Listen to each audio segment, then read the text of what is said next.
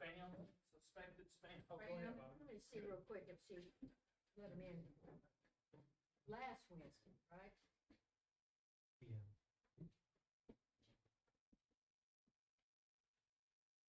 You want a ham on top of popsicle? No. Well, that's protein. Yeah.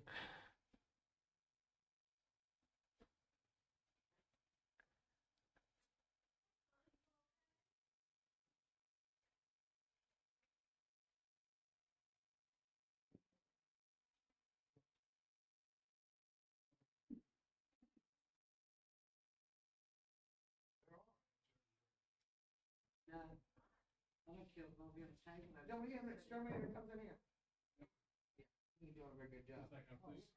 We were just talking about that.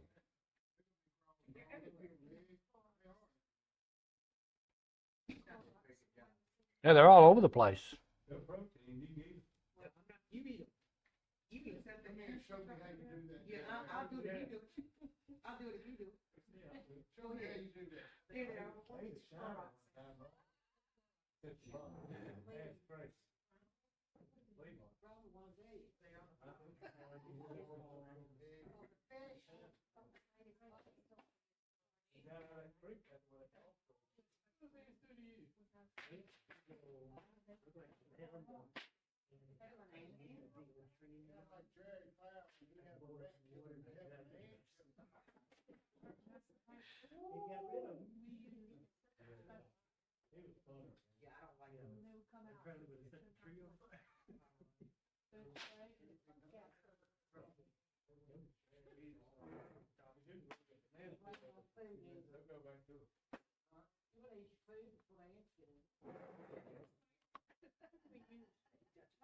Dotson.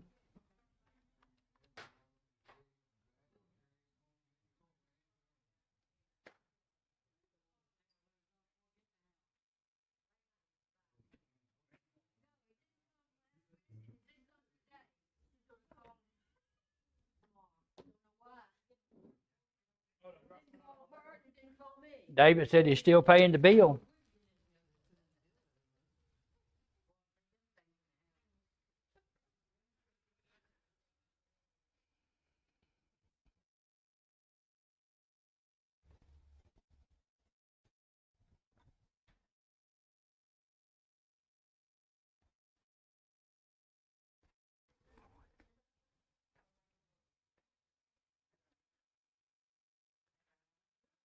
Oh.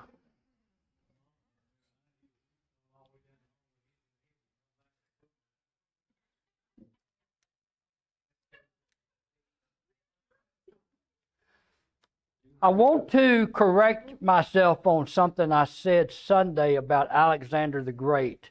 I said Alexander the Great died from a venereal disease. He didn't. He actually died from typhus. Typhus. It's bad food. Or food that's not cooked all the way. Typhoid. Plus, Alexander was also a heavy drinker. He's alcoholic. He lived the life of a bachelor, never married, never had no kids. All he did was run around the world conquering it. Had no time for a family. He died from typhoid. But I've heard several, but there's several different things that they say that they speculate he could have died from. One of them is venereal disease, but most of them are in agreement that it's typhoid. In chapter 8, Chapter 7 and Chapter 8 both pertain to the end times. Of course, Chapter 7 is just a reiteration of the statue in conjunction with the animals that are presented. Of course, Chapter 7 is the last of the Aramaic verses. Chapter 8 is the second part of the Hebrew verses. So we're back into Hebrew again. But chapter 8 is not identical to chapter 7. And the only way the two are identical are they both explain what the end will look like. What the end kingdom will look like. chapter 8 will go into it a little bit differently than what chapter 7 did. Chapter 8 will give us a historical perspective in respect to what the end will look like. An actual historic perspective that reflects what the future end will look like. Chapter 8 is written 2 years after chapter 7. 2 years. Let's begin reading. Well, before we even begin, let me just say, because once we get into it, it's going to be harder to explain. Going into chapter 8, of course, he covers the kingdoms, but there's only 2 kingdoms in view in this vision that Daniel is going to have. And the 2 kingdoms that are in view are the Medo-Persian kingdom and the Greek kingdom. Those are the only 2 kingdoms in this vision that Daniel is going to get. He says, in the 3rd year of the reign of Belshazzar the king, a vision appeared to me, Daniel, subsequent to the one which appeared to me previously. I looked in the vision, and while I was looking, I was in the citadel of Susa, which is in the province of Elam. And I looked in the vision, and I myself was beside the Ulai Canal. Some say this was the Ulai River. I lifted my eyes and looked, and behold, a ram which had 2 horns was standing in front of the canal. The 2 horns were long, but one was longer than the other, with the longer one coming up last. I saw the ram butting westward, northward, southward, and no other beast could stand before him, nor was there anyone to rescue from his power. But he did as he pleased and magnified himself. While I was observing, behold, a male goat was coming from the west over the surface of the earth without touching the ground, and the goat had a conspicuous horn between his head. Now, these images here do mean something. This goat that has 2 horns, I'll tell you what that means. This goat with 1 horn, I'll tell you what that means. Floating across the ground, well, I'll tell you what that means. But some of this, if you were listening last week, some of this should be an imagery of this next kingdom. He came up to the ram that had 2 horns, which I had seen standing in front of the canal, and rushed at him in his mighty wrath. I saw him come beside the ram, and he was enraged at him. And he struck the ram and shattered his 2 horns. The ram had no strength to withstand him, so he hurled him to the ground, trampled on him, and there was none to rescue the ram from his power. The male goat magnified himself exceedingly, but as soon as he was mighty, the large horn was broken, and in its place there came up 4 conspicuous horns toward the 4 winds of heaven. That means something, and we'll go over that. Y'all keep a record of what we're going to go over, so when we're done, we can go back.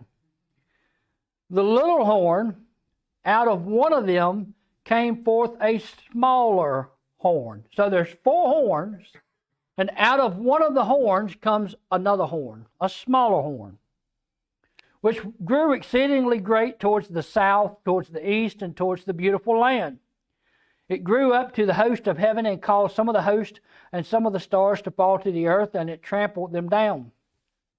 It even magnified itself to be equal with the commander of the host, and it removed the regular sacrifice from him, and the place of his sanctuary was thrown down. On account of transgression, the host will be given over to the horn along with the regular sacrifice, and it will fling truth to the ground and perform its will and prosper. Then I heard a holy one speaking, and another holy one said to that particular one who was speaking, how long will the vision about the regular sacrifice apply?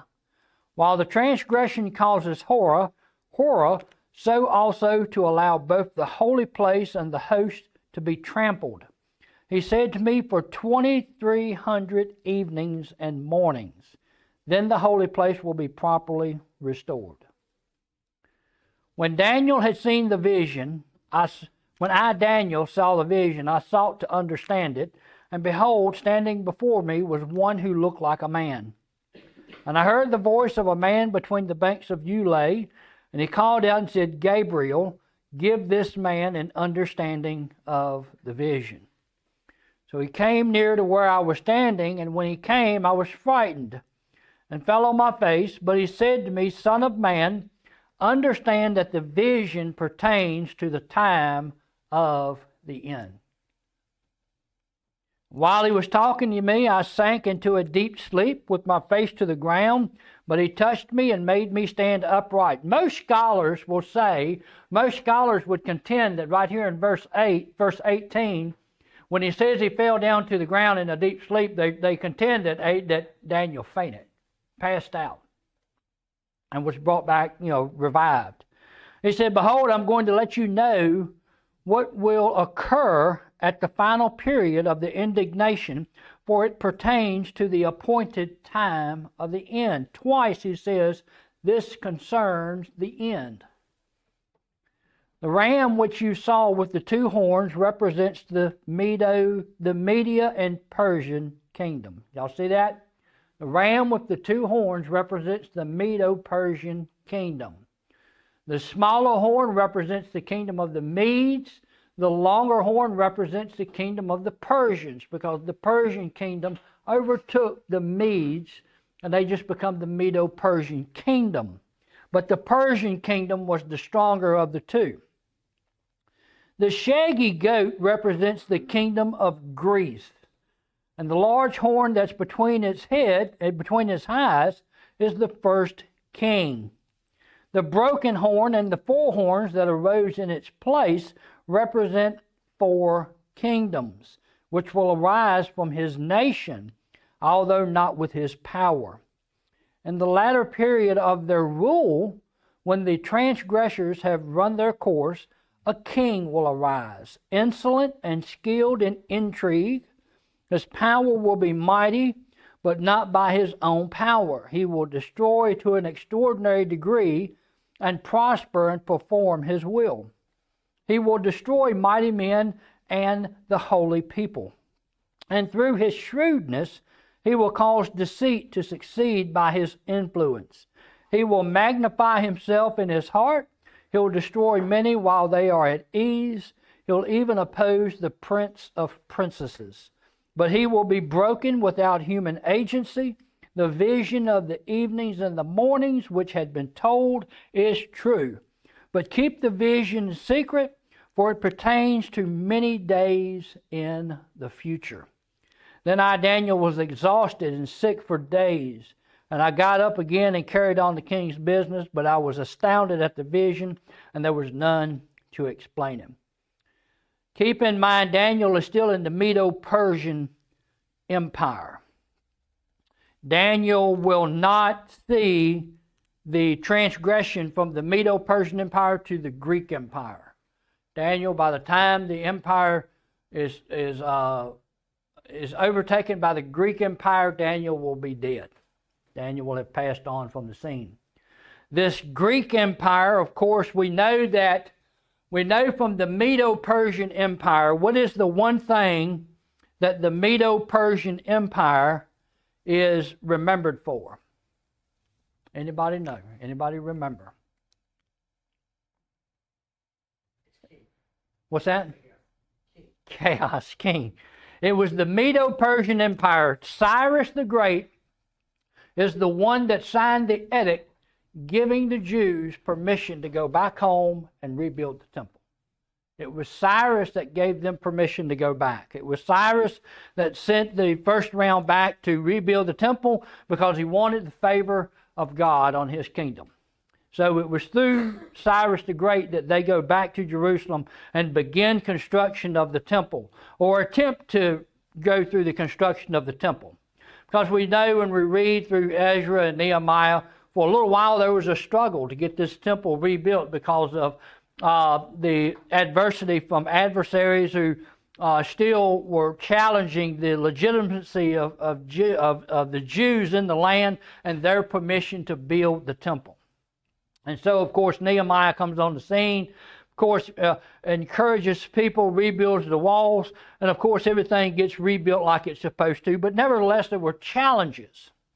And before that, of course, we have to go all the way back to Nebuchadnezzar during the time of the exile, when the exile was taking place, when Nebuchadnezzar was defeating the Jews and conquering Jerusalem and destroying the city and taking captives and exiles back to Babylon. What did he finally do? Last round of exiles that he took, what did he finally do? He destroyed the temple. Completely destroyed the temple. So when the Jews go back under the decree of Cyrus, they're having to rebuild the temple from the ground up, rebuild the walls, redo everything. And then, of course, they're allowed to take the instruments back to the temple that were taken by Nebuchadnezzar. But nevertheless, the challenge was to get everything rebuilt, get worship going again, and to reestablish the religious sacrificial system in Jerusalem before the destruction of Babylon through Nebuchadnezzar. And so when Cyrus comes on the scene, it seems like there's a little bit of a reprieve. They're able to go back home. They're able to do the things that they want to do, not with relative ease, but they're able to live their life again in their land, worshiping their God. But there's a little bit of a climax here, and it's interesting because certain things come out of this that are inside of this that pertain. There's nothing in Scripture that does not pertain to real history. But right here, we've gotten to this one section where we can insert real secular history that's even written in history books. And it's interesting if you're most people just miss it because they just don't get into it that far. The two goats that we've seen, the one we already know who it is, the Medo-Persian Empire. This other one that we see, this other goat that we see, is of course the Greek Empire. Now, of course, he has one horn. Does anyone know what the one horn represents? Alexander the Great. The one horn represents Alexander the Great. And the Scripture said that this horn, this goat, seemed to float across the earth, conquering. Why floating? Fast, swiftness. Conquered the known world in 10 years with his army. Conquered the known world in 10 years. It took Cyrus 30 years to conquer the entire world that he conquered. 30 years. Took Alexander 10. He done it in 10 years. He would cross the Hellespont right there where Europe meets Turkey, right there where the Black Sea comes into the Asian Sea. He would cross what they call the Hellespont there, and he would conquer the Persian army. In 10 years, he would conquer the Persian army like it was just nobody's business. And so that's the image of the goat, as if he's floating across the terrain. He's moving in swiftness. The one horn represents Alexander the Great. What do the four horns represent? His generals. His kingdom was split up because he had no children. He had no heirs. Philip was the only son. Alexander was the only son of Philip the Great. And let me see if I can find it here real quick.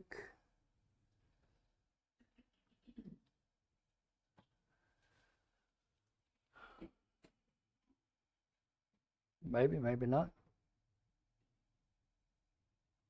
Looks like a video.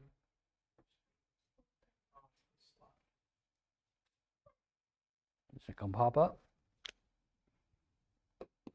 Type it into Just keep it this space or something. thing.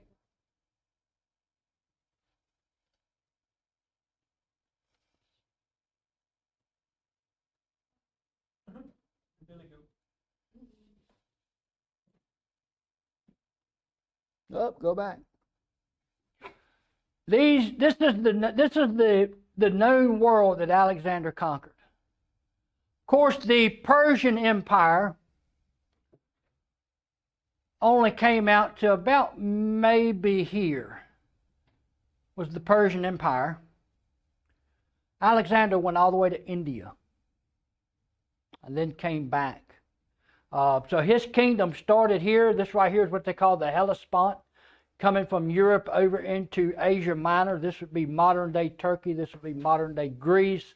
And this time, this was Macedonia, and this was Greece. So, of course, he conquered the old Greek Empire, the Macedonian Empire, came across the Hellespont and began these series of battles against the Persian Empire. When Alexander died, he had 4 generals: Ptolemy, Seleucus, Cassander, and Lysicomus. And that was how the kingdom was split up, by his 4 generals. There's one horn that pops up in this kingdom, the Seleucus kingdom, the Seleucid kingdom. Does anybody know what that horn is? Or what that horn may represent?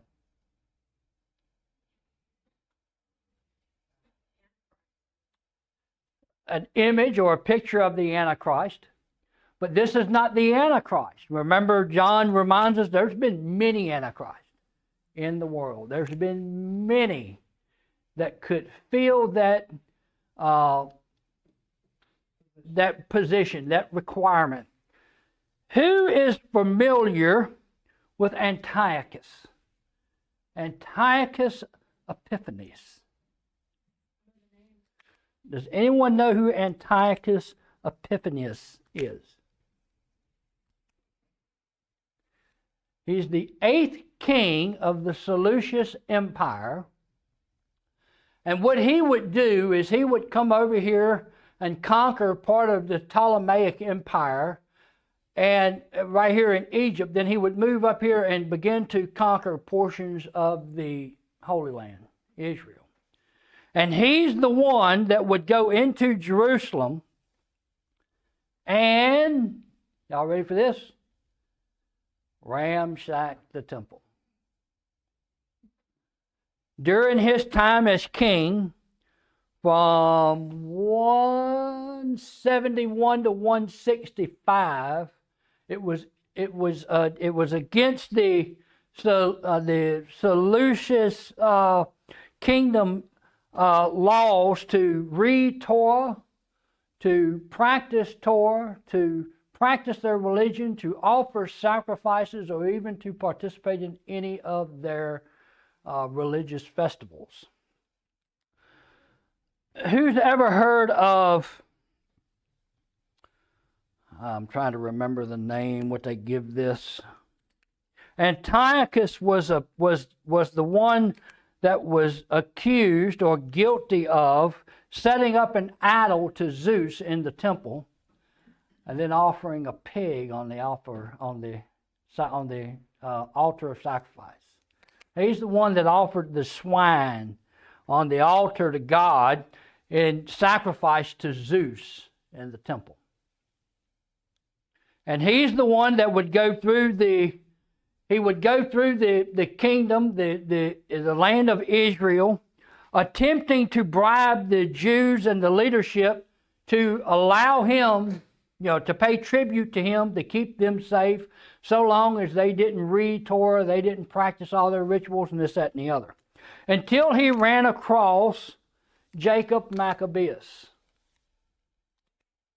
who was a priest who was dead set against doing anything that Antiochus told him to do. and him and his family become the rebellious family inside of Israel that would kick against Antiochus and his armies for about 6.5 years. Finally conquering Antiochus and getting into the temple and restoring temple sacrifices and proper worship to God and cleansing the temple, it was the Maccabees that were responsible for relighting the menorah in the temple. They discovered the oil, relit the menorah, and do y'all know the rest of the story? There was only enough for one evening, but it stayed lit for 8 days. Stayed lit for 8 days, which is modern day Hanukkah today. That's what the Jews celebrate. It's the restoration of the temple and bringing God's glory back into the temple by relighting the menorah. Finding the oil, and there was enough oil to light all the lamps on the menorah, and it stayed lit for 8 days. And so in this portion of Scripture, what we find here, this little horn that sprouts up in between these 4 horns is an image of the Antichrist, but it's a historical image of the Antichrist as it would unfold through Antiochus Epiphanes, and the torment and the torture and the ridicule and the wars that he would rage with the Jews for 6.5 years.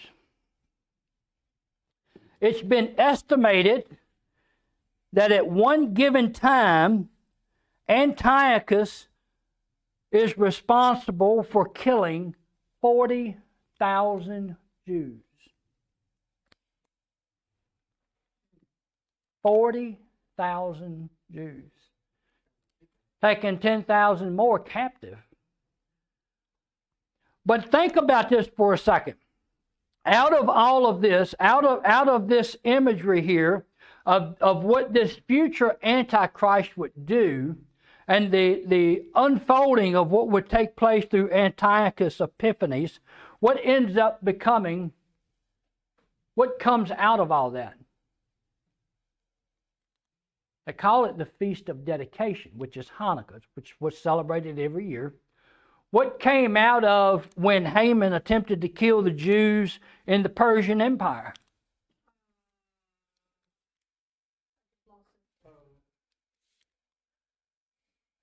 What feast do we get from that one?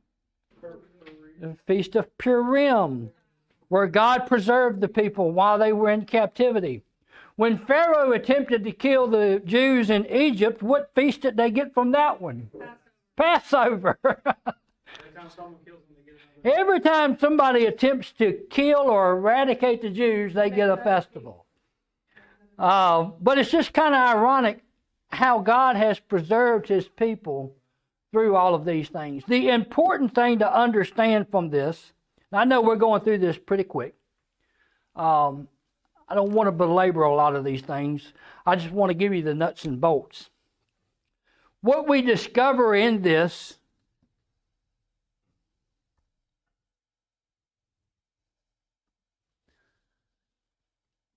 what we see here as this horn is a future image of what the Antichrist will do.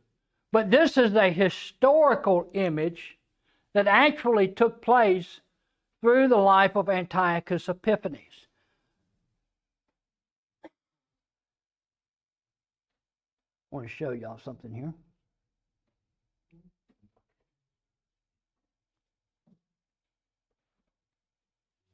I'll find it.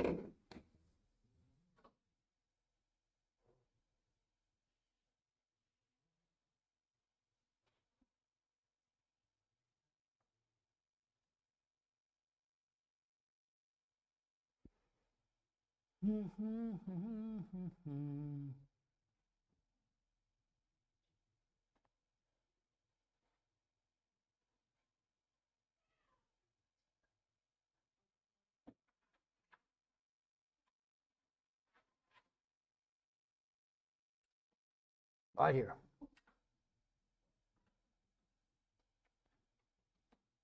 I heard a holy one speaking, and another holy one said to that particular one who was speaking, how long will the vision about the regular sacrifice apply?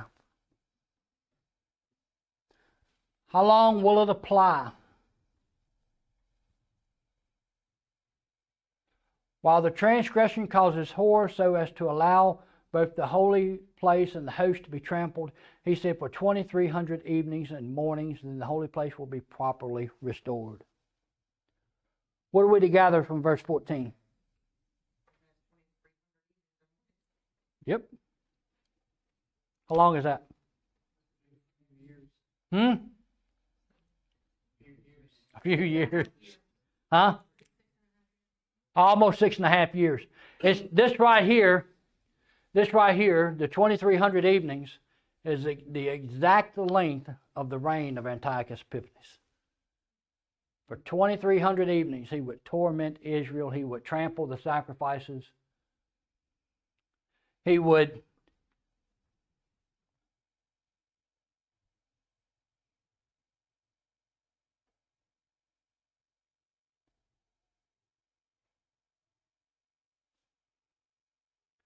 a king will arise. In the latter period of their rule, when the transgressors have run their course, a king will arise, Antiochus Epiphanes. He's insolent and skilled in intrigue. His power will be mighty, but not his own power. He'll destroy in an extraordinary degree and prosper and perform his will. He'll destroy mighty men and the holy people. All these things here describe what Antiochus Epiphanes would do for those 2,300 evenings and mornings.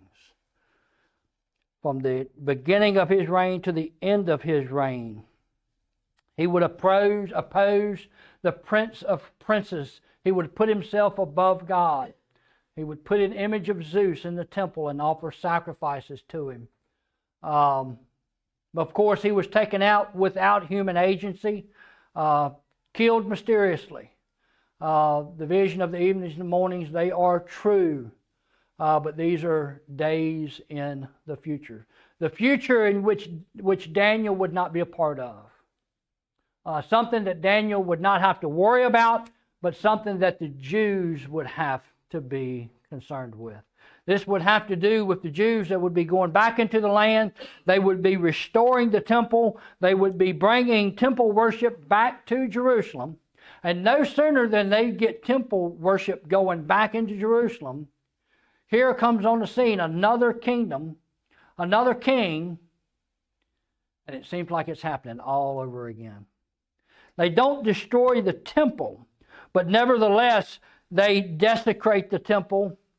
They make it illegal or against the edicts of the king to practice their religion, to even read what they would call Torah, to even read their Bible. They could have been locked up.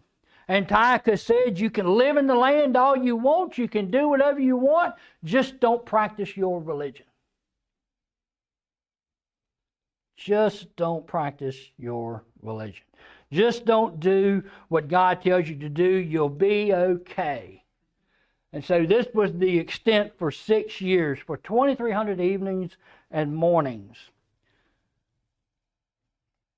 And you can see from the vision what it done to Daniel. It exhausted him, wore him out, made him sick to his stomach. To even see and try to understand what would happen to who? His people. To his people. What was going to occur. But he continued to carry on with the king's business, knowing even what he knew. How could you keep such a vision a secret?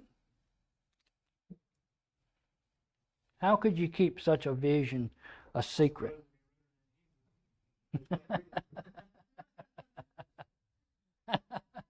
If you wrote it in Hebrew, nobody could read it, I guess. But the imagery we have here of Antiochus is one of those prophecies where you have a now, where you have a near and a future prophecy. Something that's going to be something that's going to take place in the near future, but it's going to be an image of something that's coming in the future yet to come. While Antiochus Epiphanes, we can calculate and go back to his time and see what he did. What the reader was to understand, that even though this was taking place, there's something similar to this that's coming. In a time and a place in another kingdom. So it looks to something that's going to take place in a time that we don't know of. The two kingdoms here, we can isolate this. We can say that this is not the future, because the prophecy here, Daniel tells us that this was about two kingdoms that were already in it. Well, not already in existence. The Greek kingdom was already in existence. They just had not overpowered or overtaken the Medo-Persian kingdom. But nevertheless, these two kingdoms were going to be kingdoms that were in the statue, and the things that would take place would be in those two kingdoms. But it still looks to the future at something greater that will take place. Of course, it's harder to see it here. In the next chapter, chapter 9, is concerns. Everybody is, as my uncle would say, hunky-dory. As backup, we can watch the Rugrats Christmas special. They go over the story about Do they? Antiochus Epiphanes. one of the Christian kid friend asked where Hanukkah comes from. So I will show y'all this.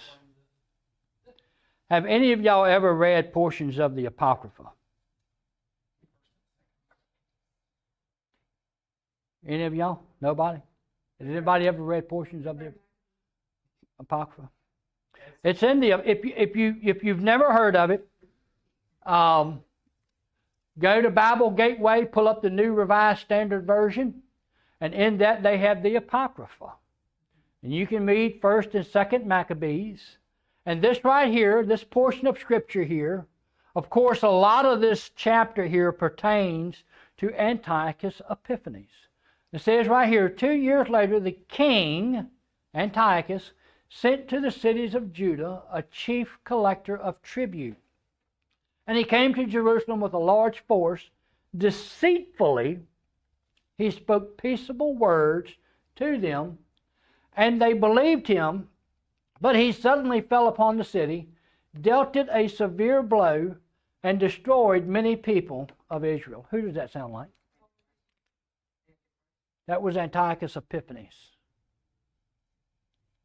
That's what he did to Jerusalem. These books are left out of regular Bibles or Protestant Bibles, but in the New Revised Standard Versions, these are in it, and they're actually interesting portions of Scripture to read. It pertains to the history of Israel, pertains to the history of the exiles and the time after the exiles. Interesting reads if you ever want to know more about that time and the things that went on. And this even covers what the book is called the Book of Maccabees. It's Jacob and his sons and what they did to overthrow the Seleucid Empire. And of course, towards the end of this, the Seleucid Empire, the Ptolemaic, the Lasamric, the Cassandra, the Greek Empire would eventually be taken over by who? The Rome. They'd be defeated by the Roman Empire, and they would go to the wayside. And some of these generals would actually be effective along the sidelines. I want to say it was Philip, Alexander the Great, his father Philip. I'll give you a couple of interesting keynotes about Alexander. Most of us we brag about where we went to school. I graduated from Glass. Abby went to Glass. Where'd you go? William Campbell? You went to Brookville. Patty went to Jefferson Forest. David, you went to Brookville, didn't you? College. Yeah. Kyle went where? Rustburg. So we all have some place that we went to school that we still kind of root for in the background. Who knows who Aristotle is? The philosopher. Anybody ever heard that name? He tutored Alexander the Great. Alexander the Great got his education from Aristotle. Imagine that. Was educated by Aristotle. Alexander's father, Philip II, was married 7 times, and one of his last wives was Cleopatra. Cleopatra of Egypt. Just some interesting things about Alexander and his family. And he had no baby. He was a bachelor for life.